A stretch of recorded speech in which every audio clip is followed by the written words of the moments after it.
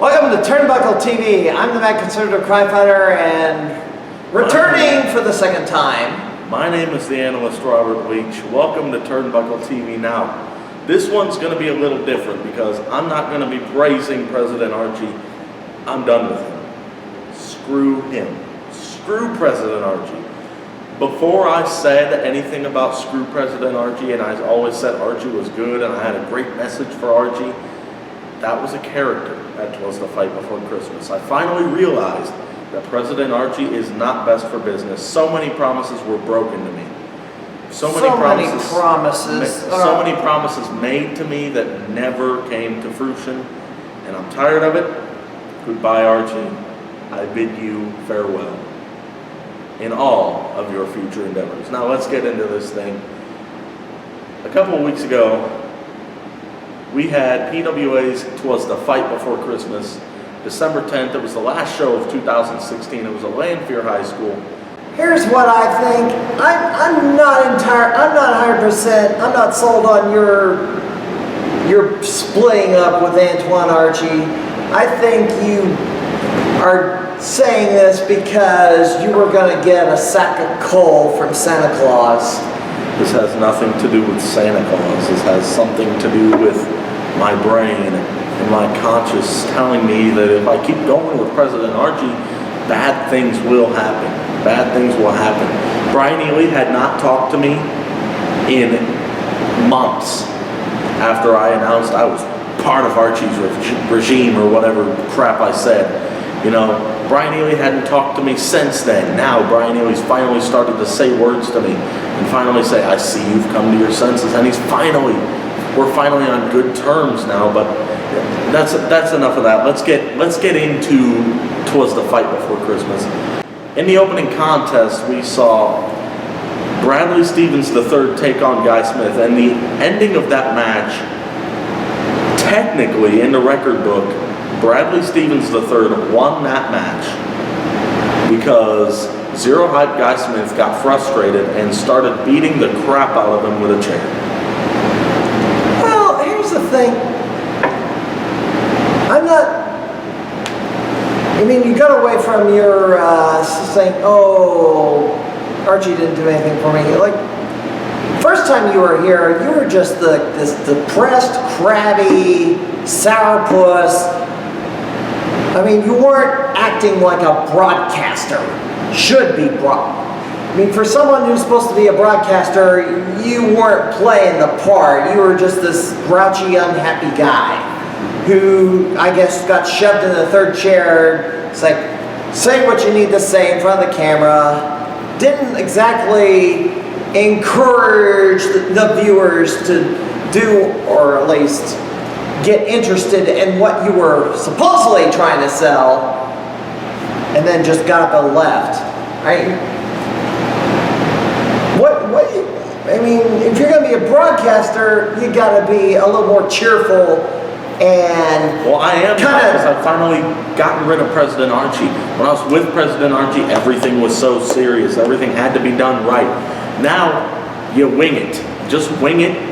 Say what you want. Do what you want. And hope that President Archie isn't butthurt by it. I'm still not sold because I think you're just still trying to get back into the good graces of Santa Claus. I paused because I wanted your analysis on what happened in the Guy Smith and Bradley Stevens III. All right, getting back to Twas the Night Before Christmas, and we're kind of doing it out of order because we were supposed to do Art of War first. But yeah, Guy Smith got him. Well, we'll get to that. Guy Smith got himself disqualified. Obviously, he got himself disqualified. I mean, I think this is the first time I remember that Guy Smith lost to Bradley Stevens, but that was an intentional. No matter what I said at that commentary table, Bradley Stevens III deserved that beating he took. I'll tell you what. There were several people in the crowd that were rooting for Bradley Stevens to win this match. I had to cover my mouth because I was so afraid I was going to crack up laughing and actually start cheering, and I didn't want to spoil the surprise. Okay. Nelson Six defeated Wilhelm and Morey. Oh, hold on. Morey needs his first victory. Now, what? I hate to be the little grandpa Nazi or whatever, but it's pronounced Wilhelm Amory. He says it's Morey. He told me that himself. I've interviewed him, so I don't know what. He had me practice ring announcing his entrance. Okay. And I said Wilhelm Amory, and he said, "Thank you. You actually got it right first time. Good job." As someone who's done a number of interviews for my weekly show, I at least make an effort to pronounce their names correctly and spell them right.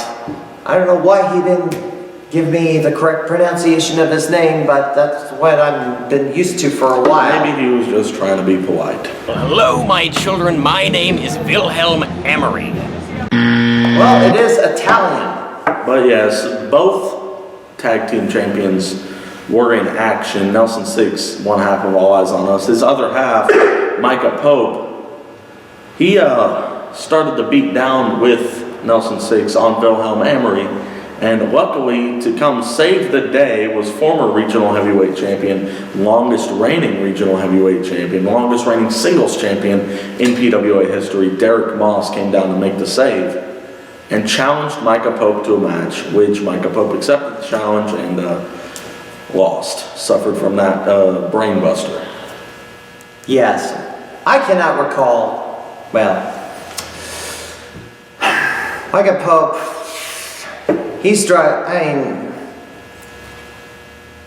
saying that Derek Moss was not on his level or something. Micah Pope is deep below 500. He's the shortest reigning PWA heavyweight champion in history. Yeah, he is. The shortest reigning. He only for a month. Yeah, and controversy when he won the PWA title way back when.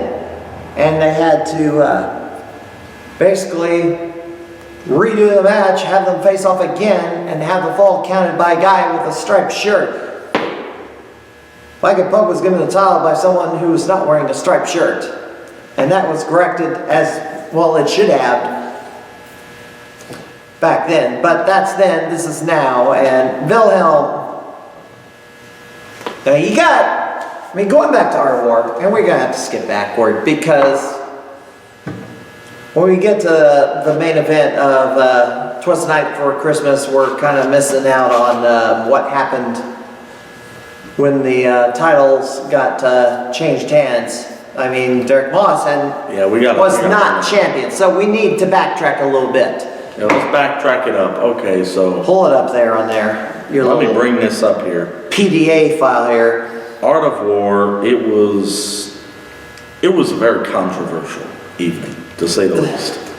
Yes. At least the main event was, because the main event, that thing happened so quickly. But before we get to the main event, we're going to go just shot by shot through the results of Art of War. So first off, to begin the evening, we had Mr. Sage Ramsey inducted in the PWA Hall of Fame by Zero Hype Guy Smith, former heavyweight champion, also inducted into the Hall of Fame by former two-time champion Benz was, what was his name?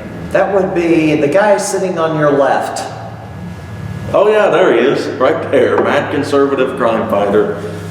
Yes, he is a PWA. The trifecta of impossible things to happen. Cubs win World Series.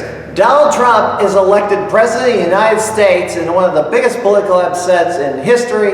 And I'm inducted into a Wrestling Hall of Fame, which some of my critics have to be rioting on the street when they heard that.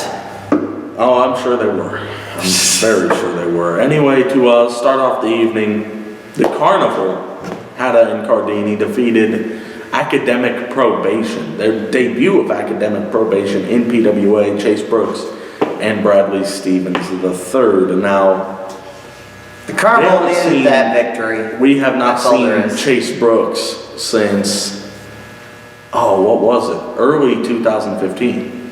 He had left Pinfall Wrestling Association. He had been concentrating on, there's been a falling out, which that seems to have been patched up recently. He has the promotion down in Kincaid, and we have a promotion here. Well, some people have called CIPW our PWA's NXT, sorta.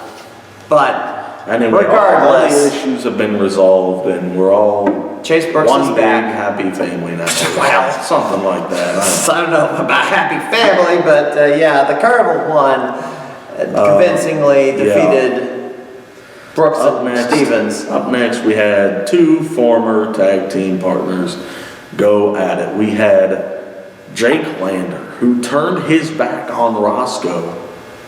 Well, he turned his back on pretty much everything. Basically, he turned his back on his fans. He turned his back on Roscoe. He turned his back on everyone that ever respected him just to go with President Archie. I hope Lander learns soon, how I did, that President Archie is a cheap, conniving scumbag.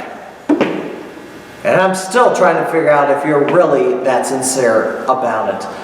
But he lost to Roscoe, and now we know why he lost to Roscoe. Lander, Archie ran out and wanted to change it to a hardcore match. Lander demanded it be changed to a hardcore match, and Archie made that happen. Lander grabbed a chair, and Brian Ely stopped him from hitting Roscoe with the chair. And then Brian Ely kind of distracted Lander. Well, he took the chair away. Lander was paying attention to Brian Ely. And Roscoe finished him off and got the 1, 2, 3, as it should have backfired if you're going to change the rules in the middle of a match to a no DQ affair. Because, anybody can interfere at that point. But Archie, of course, Archie was not going to really be happy with that, of course. Well, of course he's not going to be happy. So he brings out somebody. PWA Hall of Famer Sage Ramsey, accompanied by.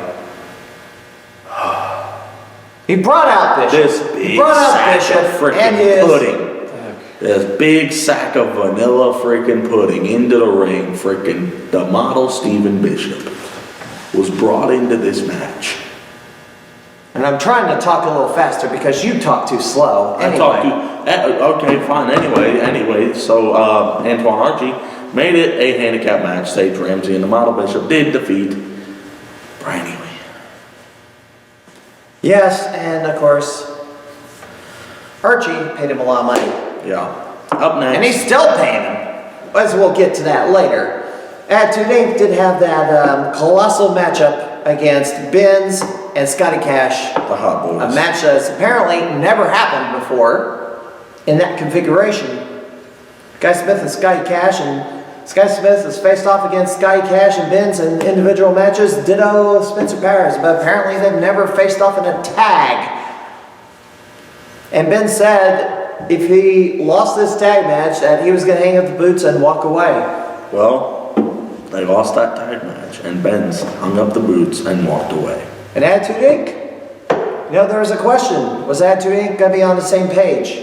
Were they going to get their act together? Because it was kind of best frenemies. Was this going to be best friends going at war? Was this going to be a very technical matchup? That was all the question. Apparently that was answered.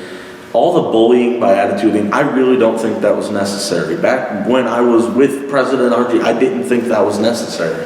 I called that match right down the middle.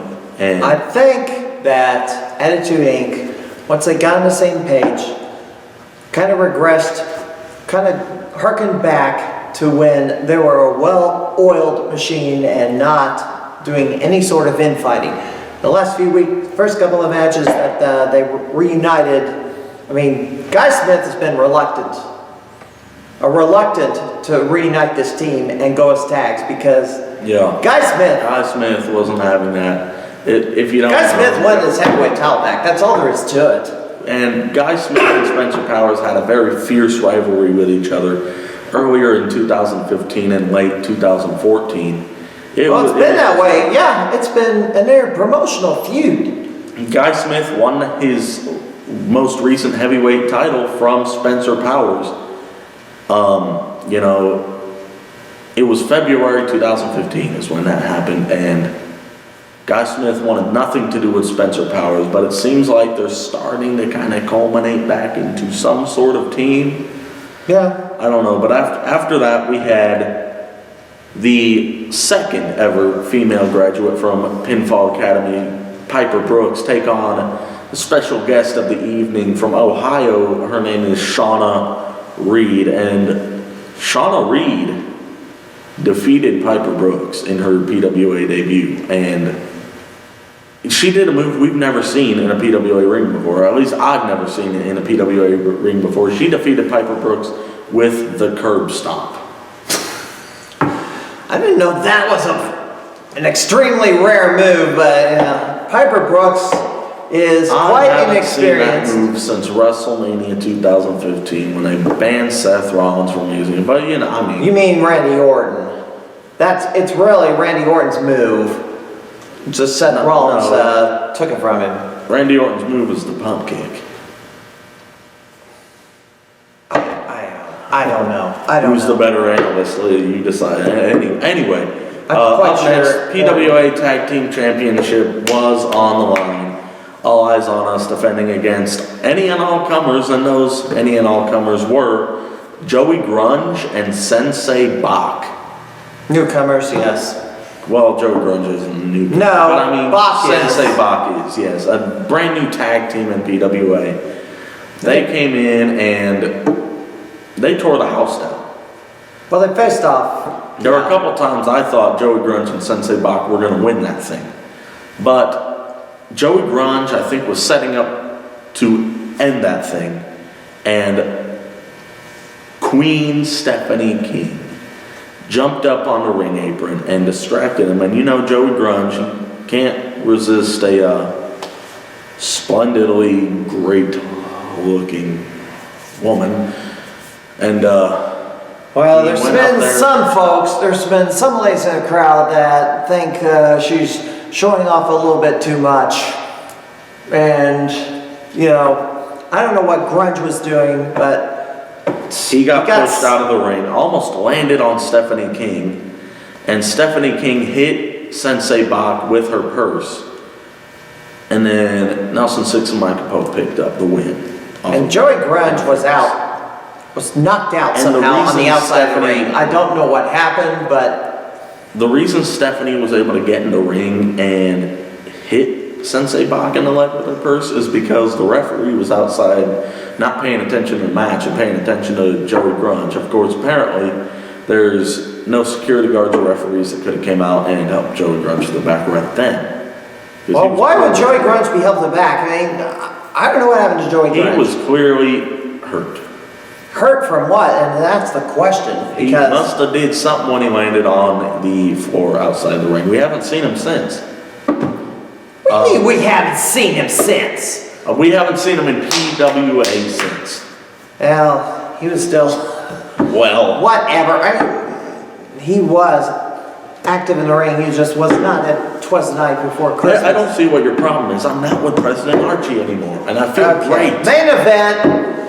But hold up. After All Eyes on Us retained, the Carnival ran the ring and sent out a very blatant message that they want the tag team championship. They beat down All Eyes on Us and basically held up the titles and said, we want them. We want the titles. Well, this is their third crack. This will be their third crack. They If they tried get in a match. Hillsborough, they couldn't, they were Tried unsuccessful. in Athens, they couldn't get the titles. Tried in Hillsborough, they couldn't get the titles. And that, the best chance was in Hillsborough because they had the hometown advantage and a lot of baseball players in their corner. Their next match, or their next chance could be at Bogart's Banquet Hall, January 21st. We'll get into that in just a little bit. We'll see about that. Main event. More likely, I would think it will happen at Lancaster High School. Main event, the young thrower Derek Moss defended the regional heavyweight championship against the man that screwed Roscoe over. That'd be Casey Jackson. Casey Jackson won the regional heavyweight championship at Archie. And he committed a felony in the state of Illinois to win the title. He hit Derek Moss in the face with a foreign weapon. That foreign Brass knucks. was brass knuckles. Which is a felony to possess in the state of Illinois. You can go to jail. You have a felony on your record if you're caught with them. So Casey Jackson, he should be in jail right now. He should be sitting in a jail cell, and Derek Moss should be sitting at home with the regional heavyweight championship over his shoulder. But that didn't happen because Casey Jackson did this. And let me get into something here with Casey Jackson. People are acting surprised that Casey turned on Roscoe, PWA, everybody, the fans, what have you. They're shocked. When I think about, I've known Casey Jackson far longer than you have known him. I mean, you didn't start watching wrestling locally until when? What year? Mid-2015. Mid-2015. So you've not taken in an independent wrestling show in Central Illinois before 2015. That's correct? That's correct. All right. I've known Casey Jackson since he debuted in the ring. And that's going back to the New Midwest days, about 2003, 2004 or so. Casey Jackson, when he's gone after the big belt, he's turned on his friends. It's happened 2 previous times. Back in 2006, 2007. Casey Jackson turned on his tag team partner, the Marvel Shane Matthews. When they were at Maximum Impact, he turned on Shane Matthews and took his title. Just about a month after he won it. Casey Jackson attacked the Mississippi Madman right after he won the GAW heavyweight title. Casey Jackson actually held both titles simultaneously at that point when he turned on his friends. This is nothing new. When Casey Jackson wants the big belt, he will do anything to get it. Now, Casey Jackson's reasoning is he did this because no one would give him a heavyweight title shot in PWA. And yes, he was mathematically the #1 contender in PWA because he had only 2 losses to his credit and about 7, 8, or 9 wins. Well, 9 wins at that point. He was mathematically the #1 contender. And supposedly he was not getting any title shots from Spencer Powers or whoever was in charge. I do remember an occasion in Auburn, here in Auburn, where Guy Smith, who was champion at the time, issued an open challenge to anybody in the locker room to come out and face him. And I saw Casey Jackson sitting behind the curtain. And I was hoping he would get up and come to the ring to face Guy Smith in his open challenge, because it was a week later that his tag team partner, Mississippi Madman, would face him for the heavyweight title at Lanphier High School. Why didn't Casey Jackson get up, come to the ring, and face Guy Smith? Hold up. Way back when? March 19th, the forthcoming 2016. Yes. Guy Smith faced off against several people. He said that the heavyweight championship was not on the line. Of course not. But Casey Jackson comes to the ring to answer that open challenge. If he beat Guy Smith, guess what's going to happen? Guy Smith, the statement has been made, Casey Jackson should get a title shot against Guy Smith if he beat him. Out of all the 5 or 6 people that came out, Cardini, Wilhelm, Jake Lander, Stephen Bishop, I think one other. Jake Lander. I said Jake Lander. You do? Yes.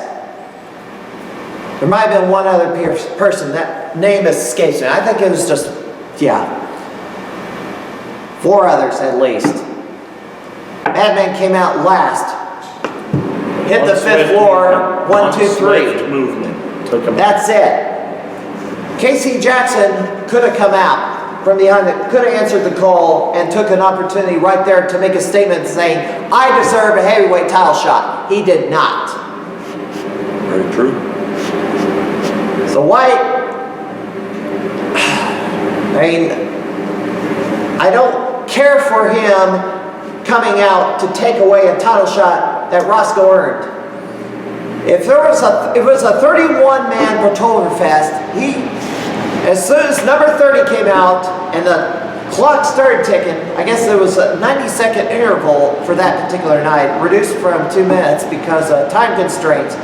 He should have came out after 90 seconds, ticked off the clock, when number 30 hit the ring. That would be Lander.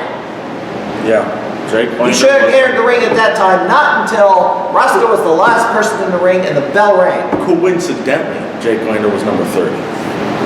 Yes. Coincidentally. And if Jake Lander was the winner of Oktoberfest, would Casey Jackson have hit the ring and threw Lander out? I mean, what would have happened there? Would Archie have I think Archie pushed Casey Jackson into his little carnival of his own? And yeah, I don't. went out there? If Lander won Oktoberfest, I have no doubt in my mind that Casey Jackson would not have been sent to the ring. Lander would have been facing Derek Moss at Art of War. This was Archie abusing his power and having a backup plan in case Lander did not win, because he wanted to have one of his guys face off against Derek Moss for the heavyweight title. Anyway, those are the things that transpired at Art of War. That brought us into was the fight before Christmas on December 10th. I do want to mention Derek Moss was injured. He was busted open. Yeah. Saw those shots to the head. So we saw the backstage video put on the PWA Facebook page. He was hurt. After the show was over, Derek Moss didn't even know where he was. So, but anyway, so he challenged him for January 28th. So that appears to be in the works. Yeah. And it's likely to happen. So anyway, so we saw Derek Moss defeat Michael Pope. After that, Roscoe would have his last match in PWA. Unbeknownst to everybody, and because unbeknownst to anyone, maybe even unbeknownst 100% to Roscoe. I was aware. Let me say this. I was aware that Roscoe's gotten an offer from the state of Texas to go down to the Booker T's wrestling promotion or training facility, wrestling school, whatever it is. I don't know what colors that he uses down there, but he got an opportunity that he could not pass up. And he just recently announced that he's moving down to Houston, Texas to wrestle for Booker T and train under Booker T. His last match, yes, in PWA and perhaps in Central Illinois, at least as of right now. It's so long for now, not so long forever. He defeated Chase Brooks. Chase Brooks, yes. And that match happened after Santa Claus came out and told you how naughty of a boy you were and smashed Sandy. That was all part of the character I was in, leading up to my little message for Archie, okay? Santa Claus came out. I think when you got confronted by Santa Claus, you changed your tune in a hurry. Santa Claus came out, slammed the candy cane down, it broke in half. I didn't want to be like, oh yeah. He grounded it into powder. No, he didn't ground it into powder. I took it and I just threw it right back to Santa Claus. But you know what? I apologize to Santa Claus for that. But I do want to say this. That was not all the Christmas stuff we had to witness. Yeah, up next, after that actually, was Model Bishop. Held himself a little bit of a model open challenge. And he said that open challenge was canceled and that all the women in the arena were going to come up in the ring and sit on his lap and tell him what he wanted. As if he was Santa Claus. As if he was Santa Claus wearing Ricky Bobby underwear. Or actually, no, it was... or Batman or whatever the heck it was a Christmas edition of his underwear. Boxers that he sleeps in every night. But you know, he came out and he counted 3, 2, 1. And who answered the challenge? Well, the challenge was canceled, but he said 3, 2, 1. We're going to start this thing. So he counts 3, 2, 1, and some music hits. And who came out of that curtain? Scotty Cash came out of that curtain wearing an ugly Christmas sweater. Well, 'tis the season. And he came out and challenged Bishop to a match, and Bishop said, yeah, let's have a match. So, in this match, Bishop. It was a competition between Bishop and Scotty Cash to see who could pay Sage Ramsey the most. In the end, it ended up being Scotty Cash paid Sage Ramsey the most, and Sage Ramsey turned on Steven Bishop. Well, you have to seemed realize like something. He joined with the good forces all of a sudden, but we were proven wrong later in the evening. You have to realize something. Scotty Cash is Scotty Cash. He's made of money. I mean, you have to realize that. You're not gonna outspend Scotty Cash. Not even Big Money Brent Dunn can outspend Scotty Cash. You did see him trying to act like he doesn't have any money, right? Reaching in his boots, like reaching in his empty pockets, like what? Well, money is falling out of everything, every crevice of Scotty Cash. He oozes Why do you money. think his name is Scotty Cash? That's my point. I can hit the table too. Anyway, after that, we saw the final match, I believe, in this rivalry. Jake Lander versus Brian Ely. And what happened in this match was Brian Ely came out first and he stole Jake Lander's ring gear earlier in the evening and replaced it with something. Well, let's set this up. There was hold on. There was a video that was posted on Facebook recently. And apparently Lander, you said Lander, he lost his ring gear or has his ring gear taken away. And replaced. Well, is it really replaced? Because this video we're going to show right now may tell you a different story about what happens behind the scenes of PWA. Roll it!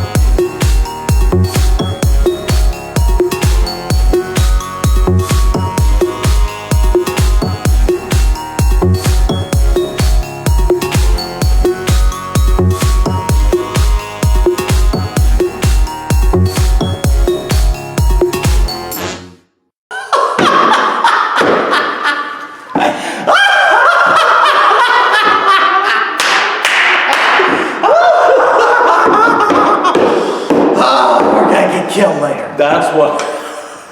Who made that video? Archie's gonna fire us. Antoine Archie had it made. Antoine Archie had made. I guess he had cameras at the PWA offices and had that. Let's just say a certain analyst was responsible for leaking that footage. But yeah, you see, I guess the ring gear wasn't really replaced. And Jake Lander just didn't want anyone to know about it. But the referee, when he had it on, shoved him out the curtain. And I guess this is Santa's one angry little elf. helper. Yeah, this elf, you know, I think he wishes he was one of the elves from Lord of the Rings, because he probably would have put up a better fight against Brian Ely. Here's a little bit of footage of Jake Lander in his nice little elf attire at the show. 3, Yeah. 2, 1. Yeah.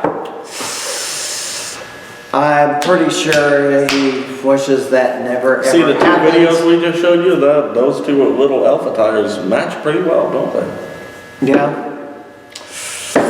I guess he's going to be put back on the shelf where he belongs for a while. Anyway, Jake Lander did end up winning that match. Yeah, somehow he won the match, and due to shenanigans, yet again, Shenanigans, yeah. more shenanigans. I mean, every one of Jake Lander's victories in PWA as a singles wrestler have come against Brian Ely. By hook or by crook. Lander has not beaten anybody else in PWA. Not even Roscoe. Who are Brian Ely has. I mean, he should have been given a loss against Wilhelm Amore or Armory or whatever his name is, because he got cheated. I mean, Archie ran out and forced a draw back in October. Yeah, that was a draw. Well, it should have been unable to continue due to injury, therefore lose by forfeit. Yes. Or TKO or what have you. Archie, of course, I mean, Wilhelm has come a long way, and he does not need to be kept being held back like this. Brian Ely's never defeated Jake Lander, has he? That's what I mean. They faced off 4 times. By And hook or by crook. Every freaking time. Yeah, by hook or by crook. Some sort of shenanigan happened. Grand Wrestling Spectacle. Archie came in and gave Brian Ely a little bit of a surprise. Second time A around. low blow. Second time around. Lander hit Ely with a chain. Well, tried to, and Ely blocked it, and then Ely hit Lander with a chain while the referee's back was turned, and Archie saw it from backstage and disqualified Ely. Which was BS. Next up was at Athens. Brian Ely got legitimately disqualified. Yeah, no Archie around. He got himself disqualified. And then Ely lost his temper or whatever. Lander should have lost. And then Art of War. Tell them about those shenanigans that went down there. More weapons were used by Lander to beat Ely. That's all there is to it. Nothing more to be said. Right there. It's ridiculous. Period. Done. The end of that statement. For now. Was cheating to win every encounter. Yep. By hook or by crook, and that's why I'm going to keep saying that. That brought us into the main event. Casey Jackson defended the regional heavyweight championship against Spencer Powers. In the middle of that match, Jake Lander tried to come in and help KC, only to eat a jumping cutter, diamond cutter, RKO, whatever you want to call it. He did eat one of those by Spencer Powers, and Spencer Powers had turned his attention to Jake Lander a little bit too long, and KC came up behind him, hit him with that Olympic slam. 1, 2, 3, took home the win. And after that, it was Lander and KC beat up on Spencer Powers. And Guy Smith came in to help out.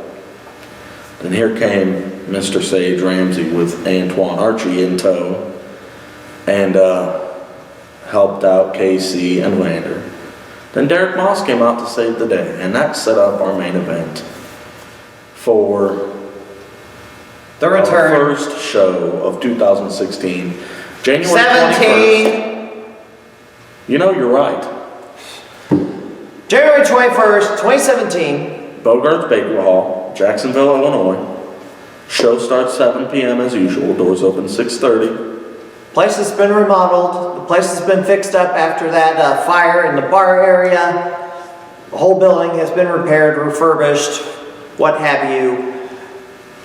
6-man tag. Attitude Inc., Derek Moss taking on Archie's henchman. KC, Jake Lander, and Sage Ramsey.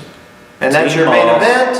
Versus Team Lander. Also, for the show, we have scheduled Big Money Brent Dunn makes his return. His first appearance in PWA since since Athens. Athens. And this will be a first time ever matchup. He takes on Brian Ely. Two big colossal men go at it.